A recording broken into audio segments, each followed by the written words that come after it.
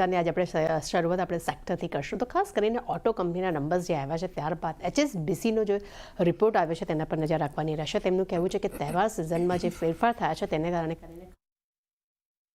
વ્હીકલ્સના રિટેલ્સમાં થોડો ઘટાડો જોવા મળ્યો છે, પરંતુ બીજી તરફ ટુ વ્હીલર્સનું મોમેન્ટમ છે તે તેમને જાળવી રાખ્યું છે અને 100% પર આપણને એક સારો એવો ગ્રોથ જોવા મળ્યો છે. પરંતુ બીજી તરફ કમર્શિયલ ઇન્ડસ્ટ્રીઝમાં માંગ ઘટવાની ઇમ્પેક્ટ જે છે તે ગ્રોથ પર જોવા મળી છે. પરંતુ ટ્રેક્ટર ઇન્વેન્ટરી જે છે તે હાઈપર રિટેલ્સ વેચાણ છે તેની સાથે એક સામાન્ય જોવા મળી છે.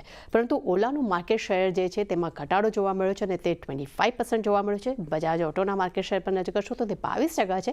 ત્યાં જ TVS મોટર્સનું માર્કેટ શેર 23% પર નોંધાતું જોવા મળ્યું છે. ત્યાં બીજી તરફ મહિન્દ્રા પર સિટી તરફથી આપણને બાય રેટિંગ્સ આવતા જોવા મળ્યા છે. લક્ષ્યાંક તેમને 3,520 રૂપિયા પ્રતિ શેર કર્યા છે. તેમનું માનવું છે કે ત્રિમાસિક આધારે ગ્રોથમાં નરમાશ જોવા મળી રહી છે, પરંતુ આવનારા સમયમાં ખાસ કરીને રવિ પાકની જે વાવણી થશે તેને કારણે કરીને ટ્રેક્ટરની માંગ વધી શકે છે અને જળાશયમાં પાણીનું એક સારું સ્તરને લીધે રવિ પાક માટે એક પોઝિટિવિટી ધરાવે છે અને ખાસ કરીને ખેડૂતો જે છે તેમના માટે આ સેન્ટિમેન્ટ ખૂબ જ પોઝિટિવ છે. એટલે મહિન્દ્રા માટે ટ્રેક્ટરની ડિમાન્ડ્સ અગર વધે છે તો મહિન્દ્રા માટે બાય કોલ્સ જોવા મળી શકે છે.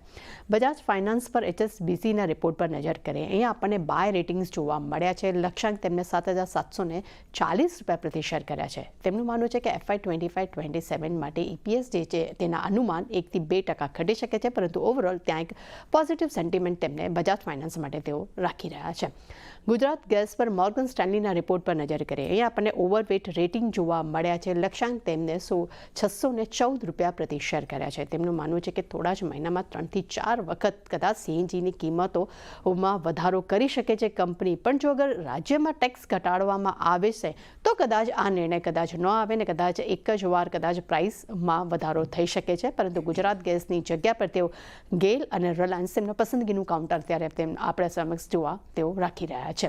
ત્યારબાદ ગ્લોબલ હેલ્થ પર એટલે કે મેદાંતા પર જેફ્રીસના રિપોર્ટ પર નજર કરીએ. આપણને બાય રેટિંગ્સ જોવા મળ્યા છે. લક્ષ્યાંક તેમને 1,170 રૂપિયા પ્રતિ શેર કર્યા છે. તેમનું માનવું છે કે 5 વર્ષમાં 2,800 કરોડના કેપેક્સની કંપની યોજના બનાવી રહી છે અને ખાસ કરીને 5 વર્ષમાં લગભગ 2,900 જેટલા બેડ્સ તેઓ ઉમેરવાની પણ યોજના બનાવી રહ્યું છે. એટલે પોઝિટિવ રિપોર્ટ્સ અહીંયા કહી શકાય. અને છેલ્લા રિપોર્ટ પર નજર કરીએ છીએ ITC પર મેકવાયરીનો રિપોર્ટ.